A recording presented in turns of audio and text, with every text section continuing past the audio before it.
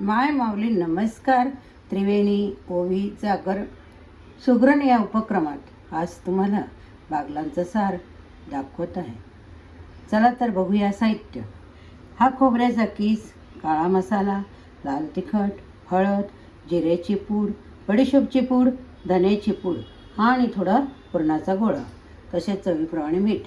साहित्य आपण घेतले. आता आपण तेल गरम करत ठेवले. तेल गरम झाल्यावर त्यामध्ये आपण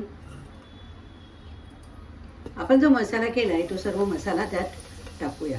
त्याला टाकल्यानंतर छानपैकी मिक्स करूया. छान रंग लालसर काळसर आला की नंतर आपण त्यात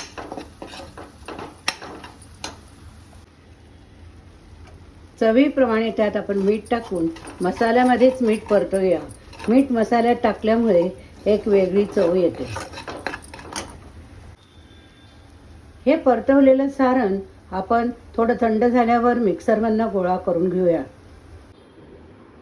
जे सारण आपण केलंय त्यामध्ये कोथिंबीर आणि कढीपत्ता पण वाटण करून घेऊया. आपण कढईत तेल गरम करत ठेवले. तेल गरम झाल्यावर त्यामध्ये आपण मोहरी टाकूया, थोडे जिरे टाकूया आणि हिंग टाकूया. आपण जिरं, मोहरी आणि हिंग टाकलाय. थोडं परतून घ्या. छानपैकी परतल्यानंतर त्यामध्ये आपण वाटलेला गोळा टाकूया. आपण त्यात आपला गोळा टाकलाय. परत ते थोडे परतून घेऊया.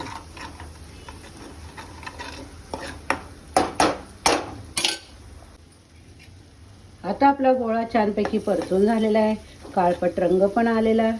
आता त्यामध्ये आपण जे पुरणाच्या डाळीचं पाणी काढलं होतं ते टाकूया. आपण पुरणाच्या डाळीचं पाणी टाकलं, त्यामध्ये थोडी चण्याची डाळ पण टाकायची. अशा प्रकारे आपण सारचं पाणी उकळत ठेवूया. हे उकळल्यानंतर त्यामध्ये थोडासा पुरणाचा गोळा घेतला आहे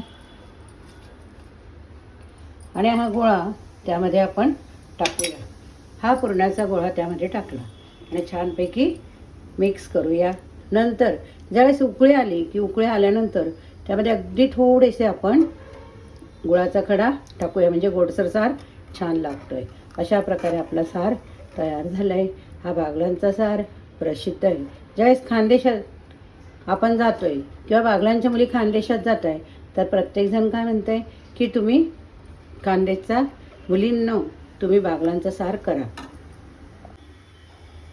आपला सार ज्यावेळेस उकळत येतं त्यावेळेस त्यामध्ये भाजलेले शेंगदाणे टाकावे. जर आधी टाकले तर ते खूप नरम पडतात, म्हणून मी शेवटी टाकते. अशा प्रकारे आपला सार तयार झाला. तुम्ही सुद्धा करून बघा. सार भात, पुरणाची पोळी किंवा या सारमध्ये आपण भजी पण टाकू शकतो किंवा आपली तिखट शेव असते ती टाकू शकतो. अशा प्रकारे आपला सार तयार झालेला आहे.